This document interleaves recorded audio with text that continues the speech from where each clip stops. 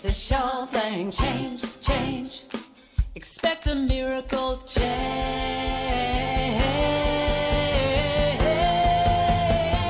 Watch me change when you change the way you look at things. The things you look at change. When you change the way you look at things, the things you look at change. When you change the way you look at things, the things you look at change. When you change the way you look at things, the things you look at change. Now do do do do do do change. Do do do do do change. Do do do do do change. Do do do. Good afternoon and welcome to Spirit Cafe. I'm your co-host, Barbara Schreiner-Trudell, and of course, Cheryl Rogers, my other host. And we are so excited to be here with you today. I want to say I left a little early last week. My apologies. I wasn't feeling well. And then as I logged off, I got an urgent prayer request. So my apologies for leaving quickly, but you know, these things happen. All right, well, let us begin with the land acknowledgement. And as we gather from many places on Turtle Island, we as settlers are grateful for the opportunity to meet here. And we thank all the generations of people who have taken care of this land for thousands of years, including the Métis, Inuit, and all Indigenous people. And our guest today is grateful to live and play and work on the traditional territory of the Hopewell people. And although I'm not a person of African descent, I'm committed to continually acting in support of and in solidarity with Black communities seeking freedom and reparative justice in light of the history and ongoing legacy of slavery that continues to impact Black communities in Canada and the US. We acknowledge the contributions made by both in shaping and strengthening our communities and our countries. And by making this acknowledgement, we strive to be allies and take an active part in reconciliation. We recognize our oneness, we realize our history, and we choose to create a new reality, for we are one. Well, our guest today is a rock star in the unity movement. The Reverend Dr. Paul Hasselbeck is with us. And for 10 years, he was Dean of Instruction for the Spiritual Education and Enrichment Program with Unity. He brings his joyful and passionate presence to his classes and presentations, both nationally and internationally. And I've been in his class, and it is awesome. He is the author of 8 books, including Heart-Centered Metaphysics, a deeper look at Unity teaching, and the main text for the teaching of metaphysics in the Unity Worldwide Spiritual Institute. Paul challenges students with a lively and engaging style and an infectious enthusiasm.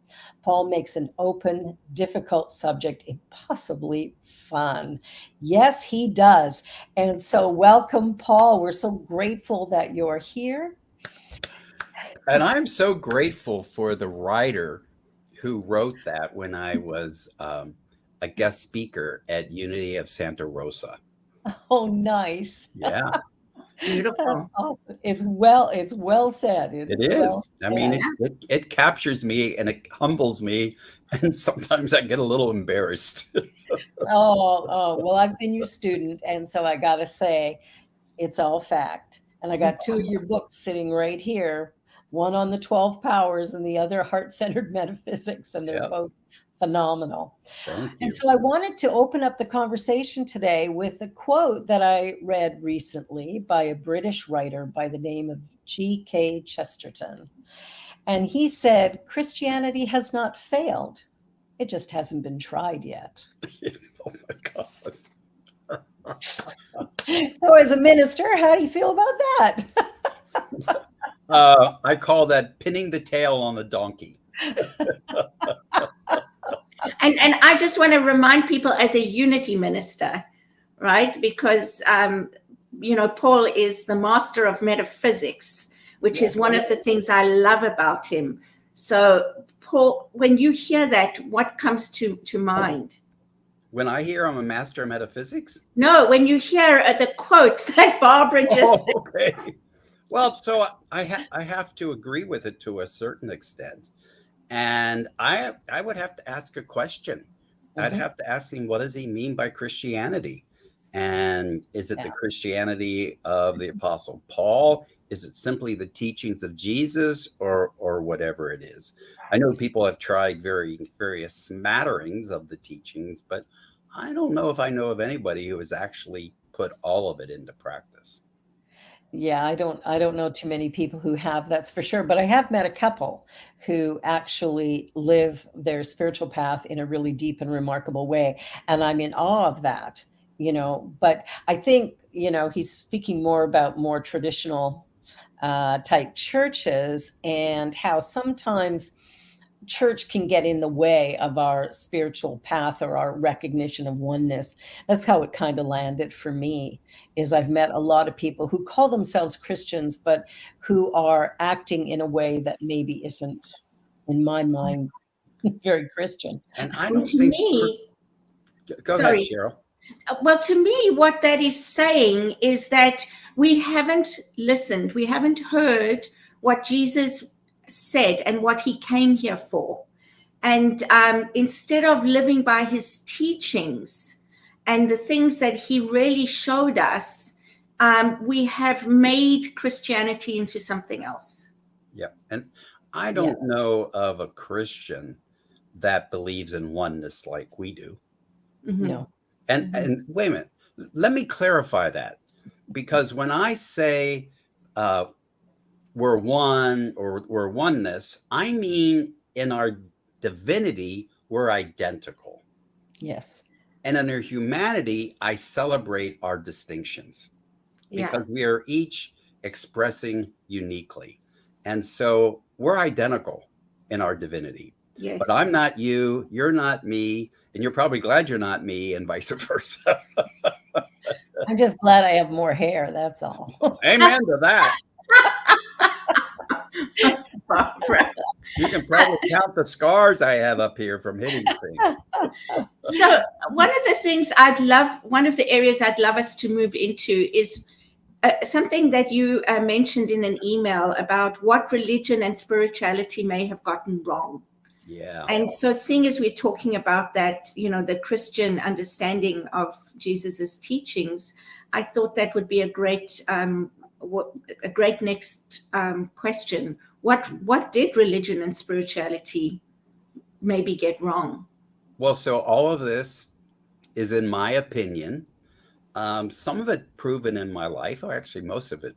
I mean, I don't teach something that I don't live, first of all. And I think that's an important thing for a minister or a licensed unity teacher, or for anybody who's on a journey of finding. I think it's really important to live, or at least be going in the direction of leaning towards and doing what we teach. So the first thing, that really big thing I question, and wow, I don't know where to start with this, because fundamentally, the founders of New Thought questioned the answers that Christianity had. And they were asking, what did they get wrong? Or what if Christianity got it wrong? Mm-hmm. And that's what I say here. What if I've gotten something wrong? So when I first heard this phrase, I heard this phrase in the context of two people being in a heated discussion. And an outsider asked them, what if one of you've gotten it wrong? Mm-hmm. And so I use that now when I'm in a discussion with somebody. Mm-hmm. If I think I'm really right, I stop and ask myself, what if I'm wrong here? Let me listen. Let me listen a little more carefully. And that has been helpful. Mm-hmm. So I've questioned a lot of the teachings in unity, and I would say then in a general way of New Thought. But one of the teachings that permeates spirituality and permeates religion is the concepts or the beliefs around fear. And so mostly we're taught fear is the opposite of love. Fear is something to be avoided, to get over in some way. Well, a few months back, well, maybe a year now, when I was speaking at Unity of Dallas, I was working on this idea of love and fear. And suddenly I realized that fear is not the opposite of love. In fact, fear cannot exist without love. Now, to some people, that might be blowing their circuits, and that's fine. But think about this. When we're fearful, aren't we fearful of something we love being harmed or damaged in some way? Now, if we're fearful about something happening to ourselves, it's ourselves that we love. It could be something we own, like our car or our house. It could be family member. It could be friends. But I realized I'm really only fearful when I perceive something I love is going to be harmed in some way. Mhm. And so now what that does, it converts it to fear is the evidence of love's presence. Fear is evidence of love's presence. So now that gives me a tool. Anytime I notice I'm fearful, I now ask myself, what do I love in relation to what I'm afraid of? And that shifts the energy. That shifts the energy away from the fear towards what I'm loving, which I think is more productive. Wow, that's beautiful. And Fiona has said in the chat, perhaps fear can generate resiliency. Well, so all fear, so I think that's true. And I don't think all fear is bad. No, I Right. don't. Right? I mean, So, from what you said, the word I like is it's a tool, it's a right? tool. Yes. It's a tool, because when you first said it, my thought went to, well, if I don't fear, does it mean I'm not demonstrating love? But the key here is that this is a tool for when I am in fear, to look at what is it that I'm fearful about. What love direction does that go in? Yes. So another way to put it is, since fear is here, what am I loving that I think is threatened? Yes, What exactly. am I loving Yes. that I think is threatened? Beautiful. That's And what I was trying to say. and this doesn't happen very much anymore, but since I made this discovery for myself, when I'm working with somebody and they say, look, Paul, I have no problem loving everybody else. I just can't love myself. My next question is, are you ever fearful that something's going to happen to you? Mm. And he or she says, yeah, for sure. Yeah. And I say, that's the evidence you love yourself. Mm-hmm. Because if you didn't love yourself, you wouldn't be fearful. You wouldn't Wow. care. Yeah. That's a very interesting way of putting it. I like it. I like Thank it. you. Yeah. And I like what you said about the religion and spirituality, you know, that because I think sometimes when we look at religion and what maybe we've gotten wrong or whatever, I think, you know, that comment that you said, that when you're in discussion with somebody and maybe there's some disagreement, how you're willing to question, could I be right? Like, am I wrong or am I Yeah. right? Yeah. And I love that, because that opens up curiosity, which allows us to actually discover the other person in a much deeper and more meaningful way by being willing to listen with a really open heart. Yes. And I think the truth always lies somewhere in the middle. I don't Well, think we're ever absolutely right. yeah. And I often say, like, when I'm talking to a friend or something, and you know, and I say things and they think it's so wonderful, I end with, and I could be wrong, right? Yeah. Because who knows, right? And Yeah. for me, at the end of the day, there is no right and wrong. It's really just what we believe. And Yeah. what is the belief, right? It's a thought, words that we just keep repeating over and over and over again. And so to me, it doesn't matter whether we're right or wrong. What matters is who we be and how we live our lives. So that is the bottom line. And for Yes. me, generally a belief is not something that's provable. Right. Okay, so the contrast to the belief is something I know. Okay, so for example, I know, which is at this one here, this rectangle is blue. And so for me, there's no discussion around that. That's blue. However, if the person can't see blue, well, then they might be right. I've probably would have been better to choose red, because I'm saying this is red, but a person who's colorblind would see in grays. So this black and white, blue and red, and what's right and what's wrong, it can still be a little fishy. But there are things that are more like facts rather than beliefs. And when we're talking about spirituality and religion, we are playing in the playpen of beliefs. Yes. To an extent, because I really think that now spirituality and science are closer than they've ever been.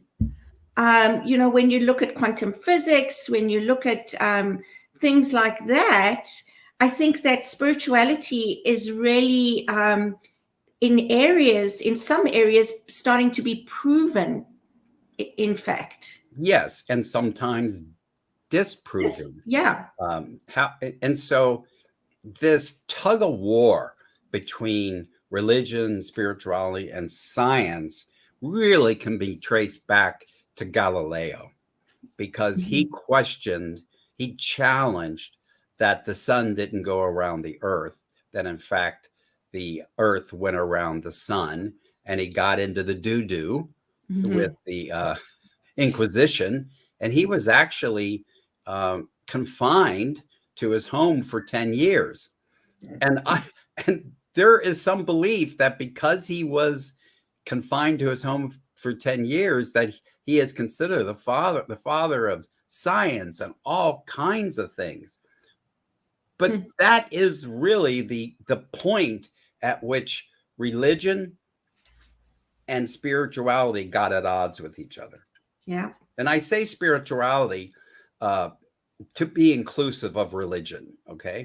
And so I think one of the things that the founders of New Thought did was they challenged religion.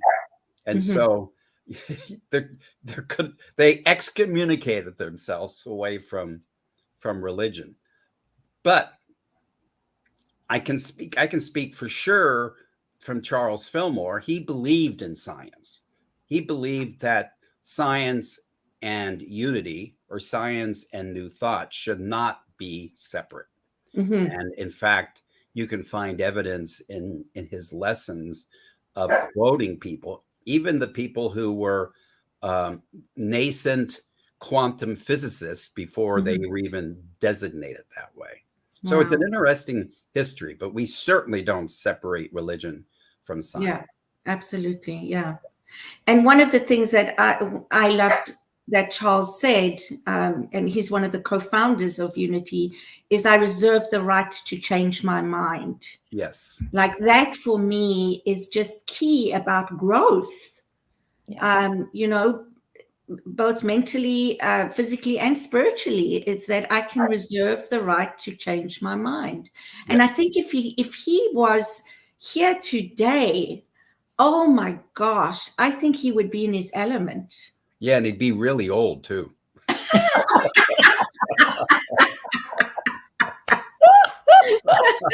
Oh, yeah, no kidding. Yeah. But to have these conversations, and then, to even have conversations with Greg Braden or Bruce Lipton or Nassim. There's this scientist now that Greg's working with that's just amazing. I don't remember his last name right now. And I think about the things that are coming out in those areas of science, which to me just align perfectly with what we talk about in creation, and how we co-create with our thoughts, words, and actions. So I agree with that mostly. And we still have to look at what they're saying with a critical eye or an analytical eye. Right. So I'm basically a scientist because that's where my training was before I became a unity minister. And I see what some of these people write about, citing scientific discoveries, and that information they provide is true, but sometimes they extrapolate too far of what that means for new thought or religion, and we got to be really careful about that. Okay. Yeah. Yeah. And I love that both, whether it's Center for Spiritual Living or Unity, that there is right from the foundation, there was that idea of being open at the top. Yes. That this teaching will evolve, that it must evolve. Because evolution is, I mean, everything is growth, right? In spiritual, there's that law of growth. Everything is moving forward, or it is moving the other way. So we want to always be open. And I think that's been a challenge for some people sometimes to be okay with saying things slightly differently than what they were in the beginning. Using a little more modern language. Like I love the way you wrote the 12 powers to put it like, putting Fillmore's words and then putting your interpretation of those. That for me really helped me to understand it. I didn't. And it was really valuable. Well, I appreciate that, and thank you. And that was my purpose. And part of my purpose of putting Fillmore's quotes alongside of mine is to say, he said this, but he didn't say it in those words, because when people hear it in my words without Fillmore's, they think I'm changing Fillmore. Well, first of all, I have no problem with changing Fillmore. Okay. If there's good reason, we change Fillmore. But the one of the challenges all organizations have, but especially in the realm of spirituality, is that there will always be people pushing back, and that's part of the process. And to live with that and find a way to accommodate that so that we can expand and grow, because what they do is prevent a person like me from going too far. Yeah. And so there's like a check and balance going on here. And I think so when I was dean, I didn't choose the other instructors to believe like I did. I chose instructors that I knew believed differently in some ways. And that was so when the students went through the program, if they came on campus, they got a variety of point of views. And so then they get to choose. But sometimes we had students say, well, isn't there one belief? And I go, well, not so much. You get to choose. We're going to say things similarly and distinctly. And we know you have the intelligence to discern what works for you. I think that's one of the most important things about New Thought is we don't lay down laws, rules, and regulations to say, here's how you have to be acceptable to us. What we're saying is you're unique in your own expression of life and living, and finding that and giving that into the world is of the most value. So question. Question. Yes. And so one of my things is we have to be in a state of questioning our unquestioned answers. I'll say that again, questioning our unquestioned answers, because it's our unquestioned answers that can hold us back. Wow. Yeah. I love that. Yes, me too. I'll tell you, you have a turn of phrase that always causes me to think. I think that's why I loved your class so much. It was like, let me just. Well, so all of my classes aren't actually designed to do this, but they do this. It's to invite critical thinking. Yeah. And that's important to the growth of the movement, as far as I'm concerned. That's essential as a minister. Yes. If you can't sit in the question, if you can't explore things from a new perspective, then I think that limits our ability as ministers to actually be with the people that we are meant to serve. That we have to do it with an open heart and a critical mind, so that we can be clear. And curiosity. Oh, yeah, big time. Curiosity. Yeah. Yeah. Well, we're going to take a short break, go to the commercial break, and then we will be right back. You're watching Spirit Cafe, and our guest, the Reverend Dr. Paul Hasselbeck, and of course, my wonderful co-host, my beloved sister from another mother, Cheryl. We will be back in just a minute. Don't go away.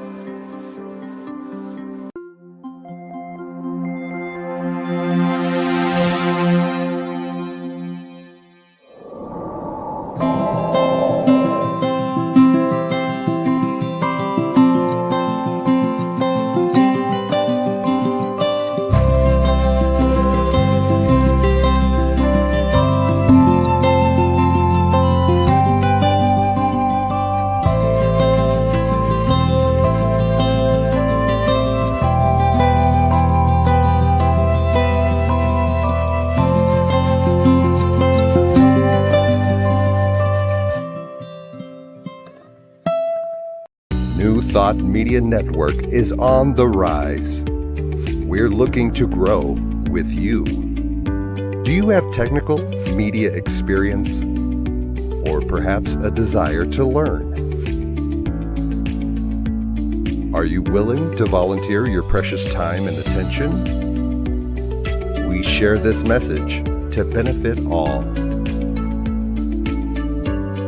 If you possess a computer with a camera and a microphone, we will share our knowledge with you. Behind the scenes or being the star, let us bless our one. Contact us at info@ntmedia.org.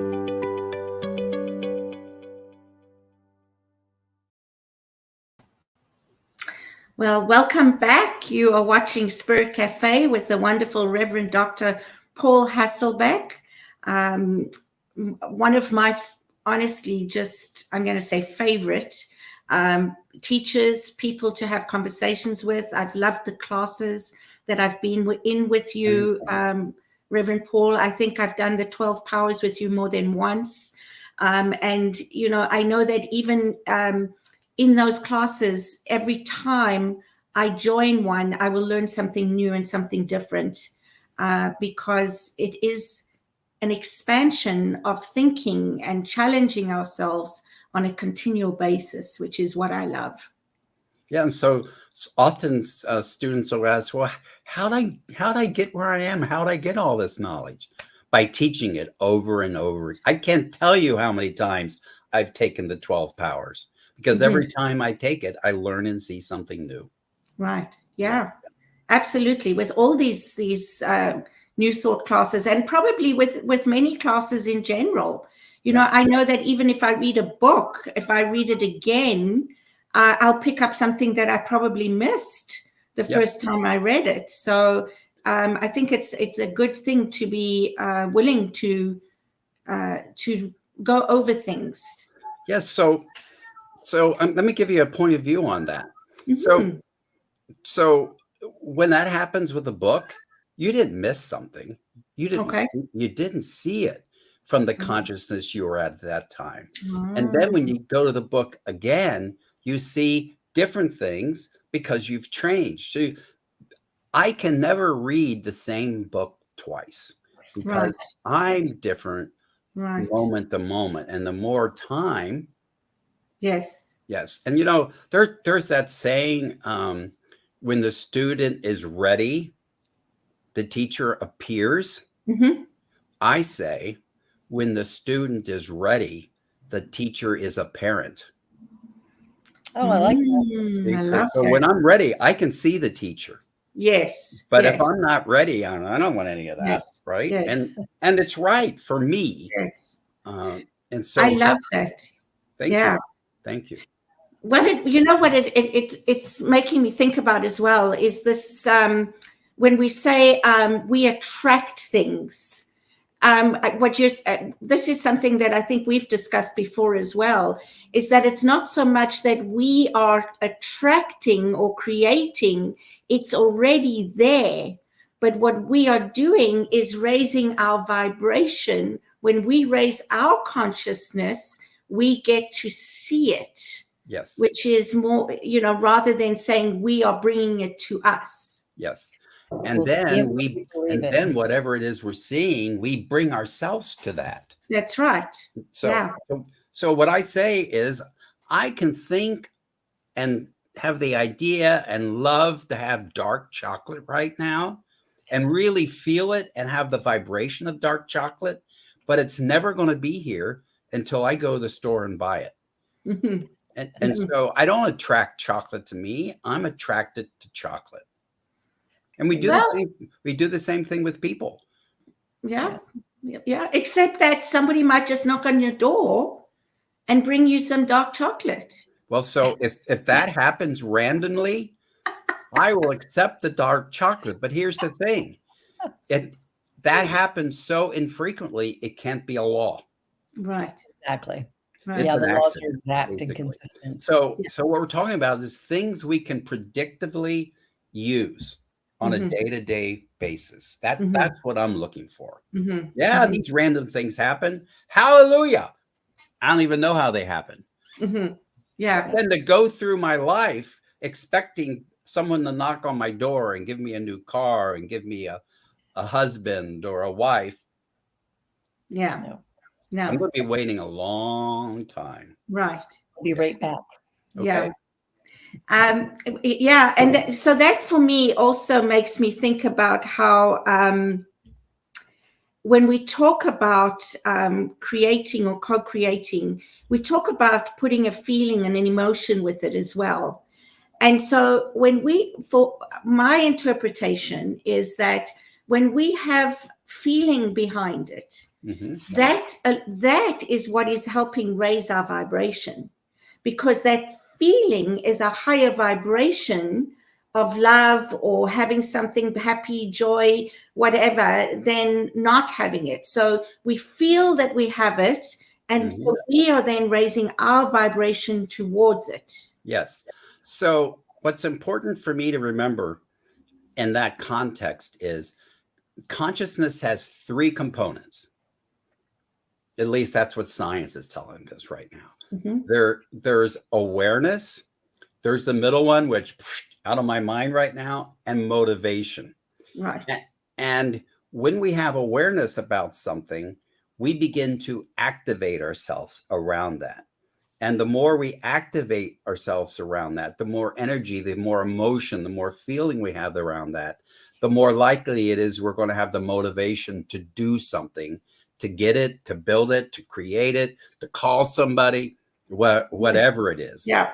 Yeah. And so it's important to think of these three levels. We don't need the names, but we need to know what they do. Yeah. Yeah. Yeah. But there's lots of things we're aware of going through the day that there's no activation at all. Oh, the word is arousal. Yeah.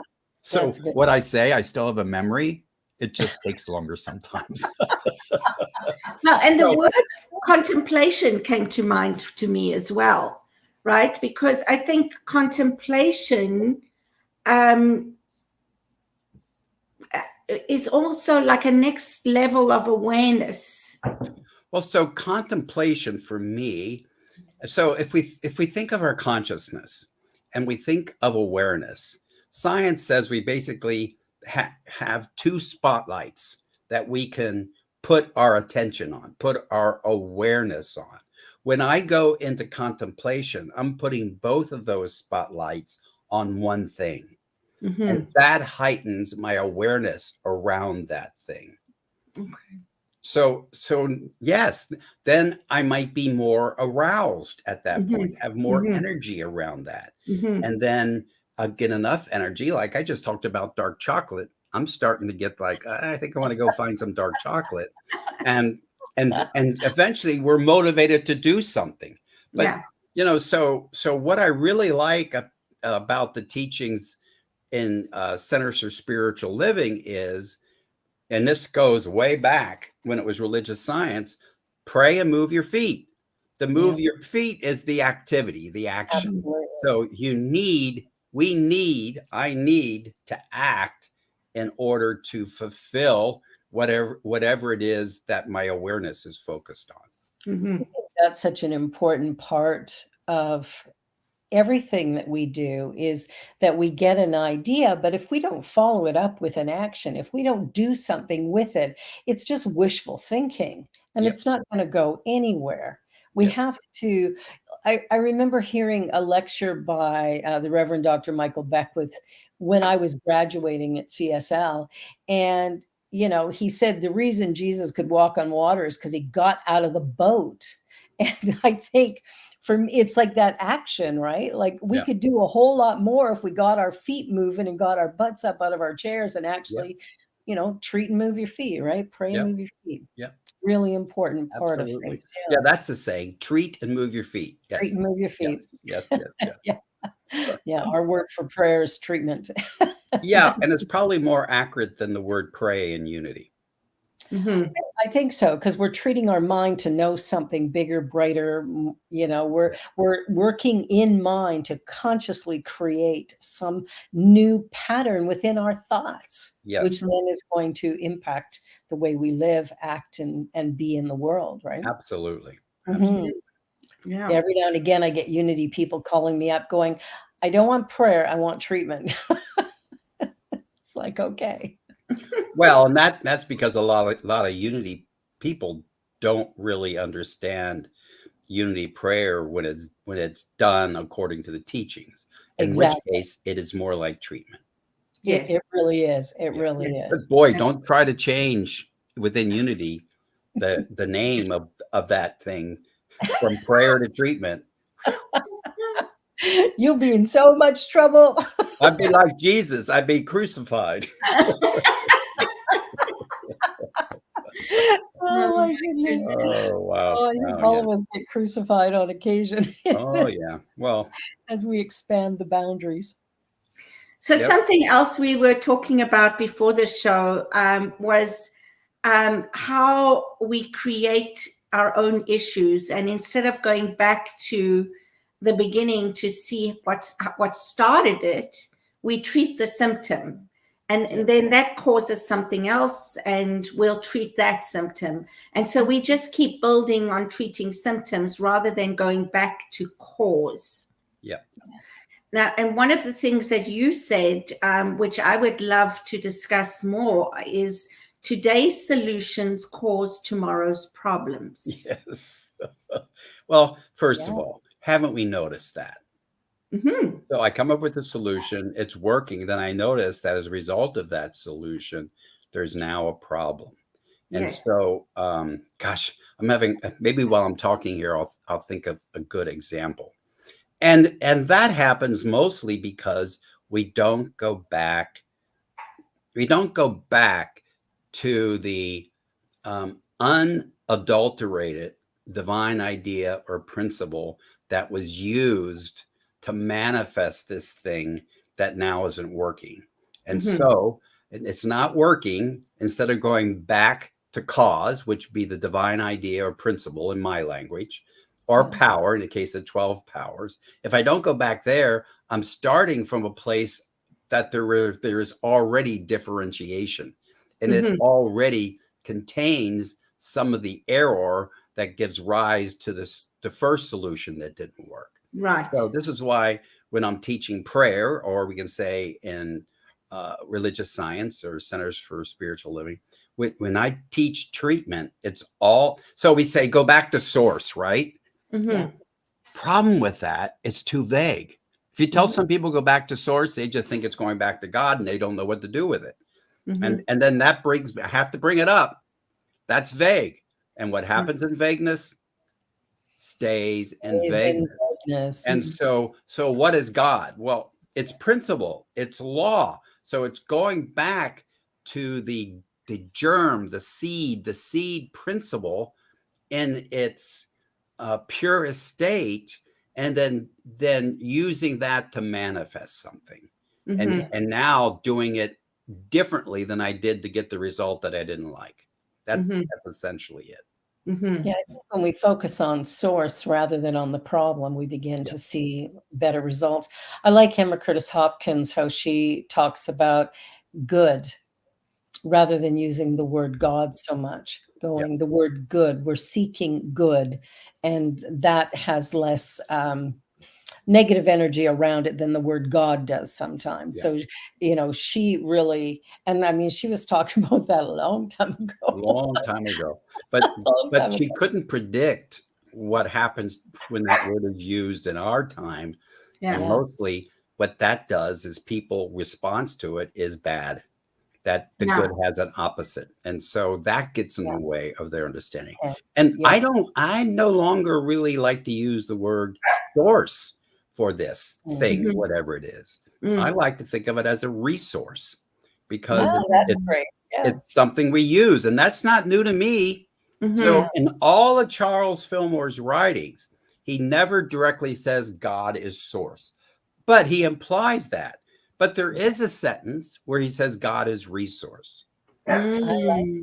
So the metaphor I use is, when we're manifesting or creating, it's like if I go into my kitchen now, I can find in the closet and the refrigerator, or in my pantry and my refrigerator, all the ingredients to make a cake. Mhm. But we could wait to the end of time, and those ingredients would not put themselves together to make a cake. It Especially takes in my house. consciousness to do that. Yeah. And if you're a bad baker, you'll get a bad cake. If you're a good baker, you'll get a good baker. You get the picture? Yeah, absolutely. So it's whatever consciousness we're bringing to those principles, those divine ideas, Yeah. and learning how to learning what they are, and then doing it consciously. And then today's solution will tend not to create tomorrow's problems. Mhm. Mhm. Mhm. And I like how you also refer to the 12 powers as principles. Yes. So Right. they are those 12 are principles, and they are divine ideas. And Chuck, or Charles, gave them another name when he called them powers, because those were the 12 that he specifically associated with the manifestation of humankind. Mhm. But they're just as much principles and divine ideas as the principle of generosity, or the principle of benevolence, or the principle, one that people eyes go up, the principle of force, which sounds horrible, but it's our ability to push things along, which we need, don't we? Mhm. Yeah. Same Absolutely. thing with power. I Yeah. think power has been used in a really negative way a lot, but the power that's within us is so infinite and strong. Like, we have the ability to use it consciously, Yeah. and it's not about exerting power over somebody else, right? Mhm. Well, That's not about so misuse. that's true. And the thing is, just like with the cake ingredients don't have the ability to tell me how to make a cake. So the power of power, the power of dominion, doesn't have the ability to tell me how to use it. No, Okay. it doesn't. Now, I like to call it dominion. And that's our personal authority over ourselves. And we can misuse it in certain situations to have authority over others. Now, the situations that's proper are with children, and maybe with elderly adults too. Yeah. And it's also the power that gives us agency, our ability to do, in a way. Yeah. And you talk about that as well. I think you have a diagram where you show sort of the overuse of a principle, in the sort of the good area, and then using it in the not so good area. But that takes me back to this thing that we say that is everything is all good, and I think just like power, people may misunderstand that. And you mentioned that, you said the problem with that is people think there's a contrast of the opposite. Yes. And that's not what it's meant when, did you say Emma Curtis Hopkins says that everything is, God is good. It means all encompassing of everything that is, both the shadow side and the light side. Yeah. And in the revealing word, which is Unity's little dictionary, there's an entry under all good, because we talk about God being good all the time, all good. What was meant by that is the principle of benevolence, the principle of benevolence. And you can use benevolence in a multitude of ways. I mean, so in the extreme, everyone get a grip now. What Putin is doing right now, Putin thinks it's good. Yes, he does. Right? So he's using benevolence to do that. But benevolence, the principle, has no power or capacity to make anyone use it anyway. So every one of these principles or divine ideas are simply, we could call them attributes, is one thing. We could call them concepts. Yeah. And the concepts can be used any way according to the consciousness. It's like if you had a piano. If a baby sits down to play the piano, you get one sound. If I sat, you get another one. If a concert pianist got it, you get another one. The piano is the same for all three. It's the consciousness we're bringing to these that are so, so important. Right. Yeah. Our individual perception of things determines our viewpoint. Yes. And we will really fight for it. Yes. Well, so Myrtle famously said, call it all good. Yeah. And people think that means if you have cancer or if you have AIDS or if you broke your leg, you're to call it good. Well, it doesn't. She wouldn't be saying the broken leg or the cancer or whatever disease you have is good. What she was saying is when we approach it now with a consciousness of benevolence, a consciousness of generosity, we will use whatever it is to manifest something good, to manifest a blessing. And it's important, I think, to have that distinction. So I think people leave New Thought because they hear these things that are really memes that don't have the depth for someone to understand what they are. Yeah, I think so. Yeah. I know for myself, like in reading Myrtle Fillmore's letters, it was life-changing for me. She's so clear in her understanding of this divine presence. And last year when I went to the Unity Convention, I had a healing. And it was when I got on board the plane to head down there, I thought, hey, if Myrtle could heal her life, surely I can do it now.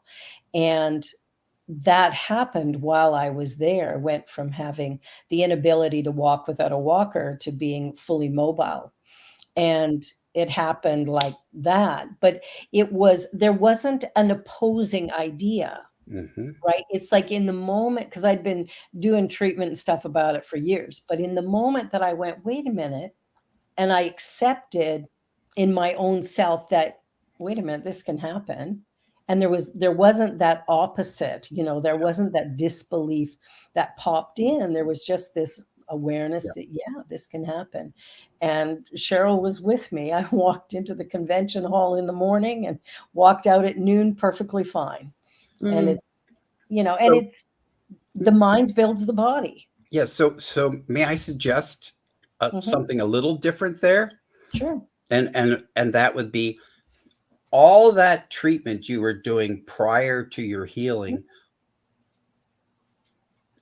culminated in that moment. Absolutely. when you healed yourself. Okay. Yeah. Some people say, well, none of that helped. Oh, yes, it did. You were slowly shifting your consciousness. And then you arrive at that moment. Bingo. Yeah. And that's exactly what happened. Yeah.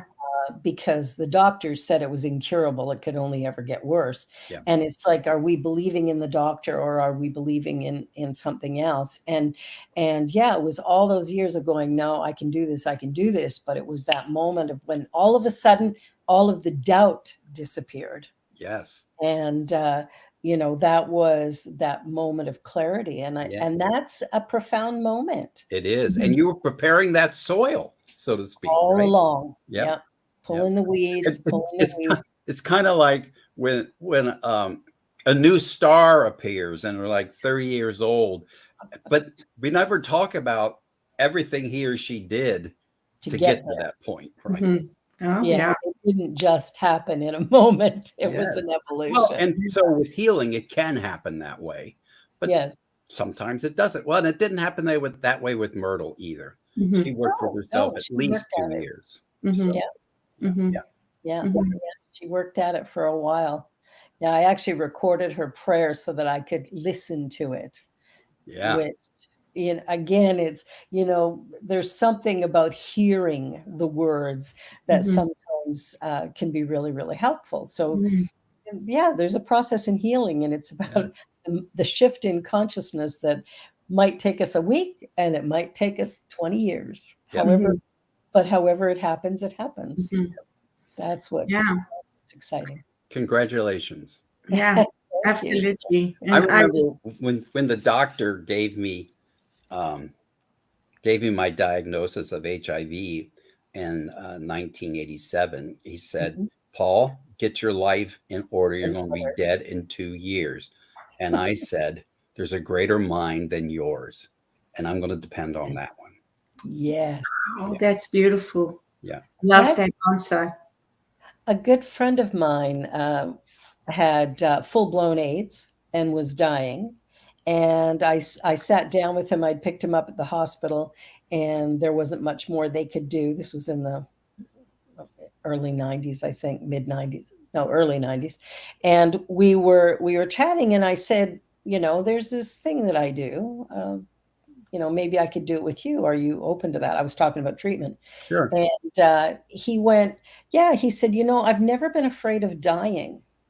But he said, all my life I was afraid of living. Mm-hmm. And this diagnosis was the best thing. This disease was the best thing that ever happened to me, because I realized how loved I am and how, like, I want to live. And so we did treatment together, and he healed so rapidly. It was like within 2 weeks, he'd gained 18 pounds. Within 4 months, he was back to work as a hairstylist. And it's like, when I look at that, it was his going, oh, wait a minute, I'm willing to live. Yeah. Yeah. And he just created a whole new life for himself that was so remarkable. But it was that one decision, like, hey, life is good. Let me do more of that. Right. Yes. Mhm. Excellent. He just, it was remarkable just to watch that transformation and to hear him go, you know what, this can be different. Yeah. And it's an honor to be in the presence of somebody when they do that. Oh my gosh, is it ever? And humbling too, I would say. Yeah. Very humbling, yes. And I know that, I pray with lots of people or do treatment with lots of people. I know it's got nothing to do with me. Yeah. It's all about their receptivity to whether or not, and I will only ever pray about their request. Yeah. I never presume that I know what somebody wants. I would never do that. But it's exciting to see that kind of transformation happen. Mhm. Yes, And, indeed. Yes, indeed. It's a beautiful thing. It's part of this work that just makes it so rewarding. And we don't make the opposite wrong either. No, Yeah. we don't. Yeah. So I have a question, Paul. If we use a walker to get through the airport quickly again, will that undo anything? I don't think so, as long as she knows the context in which she's using it. So Even there a you go, wheelchair, Bobs.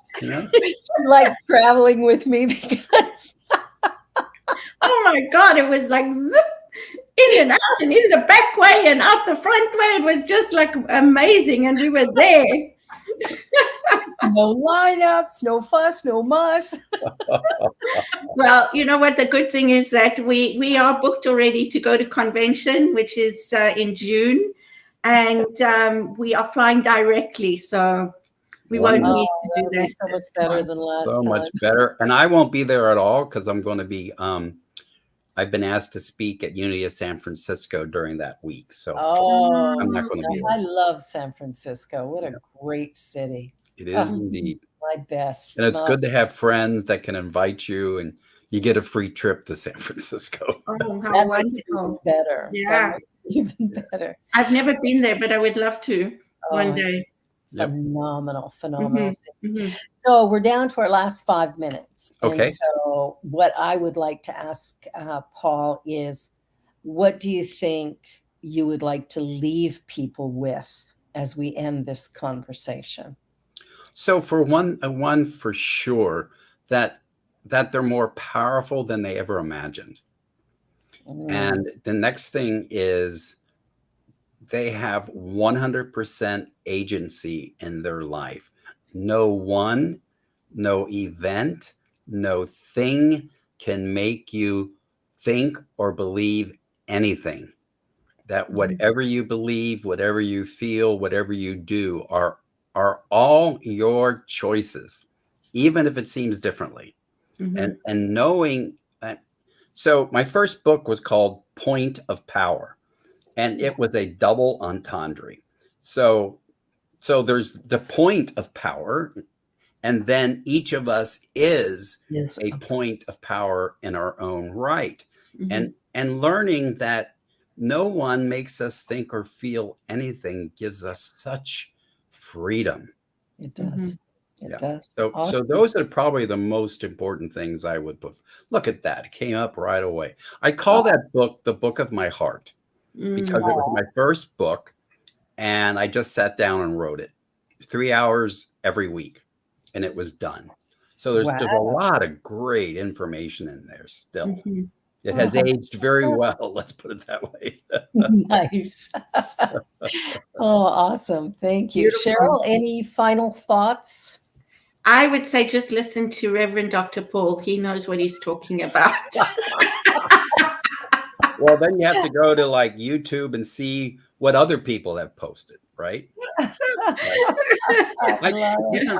This would be a good time though to promote. Every week, every Monday, Tuesday, or Wednesday, I send out an email that promotes what I'm doing, but it's mostly to promote something I call the absolute word. I take the Sunday version of Unity's daily word and I put it in oneness language. I love it. It's free. Okay. Yes. You just write to me at alberthasselbeck@gmail.com and you can get it for free every week. Yes. And we are so grateful at Unity Kitchener, Paul. We use that in our service every Sunday. Wonderful. So thank you. And I'm grateful that Unity has given me permission to do that with the Sunday word as Yeah. well. Yeah. Absolutely. Used with permission, as they say. Yeah. It's so important. Oneness language is so important because everything else is confusing. Yes. So the thing is that the daily word is not written for Unity people per se. It's written for Unity people at a certain level and everybody else. And so I found there was a need for people who have expanded to this idea of oneness. Yeah, really, really important. And I think that's what we find in your books as well. I know in the 12 Powers and Heart-Centered Metaphysics that the oneness language is very clear. You use it clearly in all your classes as well. And I think that is really essential there because healing the division, that idea of separation, is so important. And it can only happen when we make use of oneness language ongoing. Absolutely, because it undoes all that separation language. Yeah, exactly. Well, Reverend Dr. Paul, thank you, thank you, thank you. You're a wonderful guest. Cheryl, my beloved sister, you're my wonderful co-host. I love you so much. And I can never do that. Anyway, I'm a little dyslexic. I don't know. We got to have fun. Exactly. Enjoy my heart. Oh, well, this has been a blast. Thank you all for watching. Thank you for being here, and have a most wonderful week. Be sure to subscribe and like and send us questions, comments, conundrums that you get from these shows at spiritcafeshow@gmail.com. Yeah, I got it right. All right, everybody. See you next time. Have Bye. a great day. Love you. On behalf of everyone at New Thought Media Network, thank you for being a member of our virtual family. Your financial contributions help share the New Thought message with people from around the world. Please visit and contribute at www.ntmedia.org/donate. New Thought Media Network, come be you. And please like, share, and subscribe. Until next time, peace and blessings.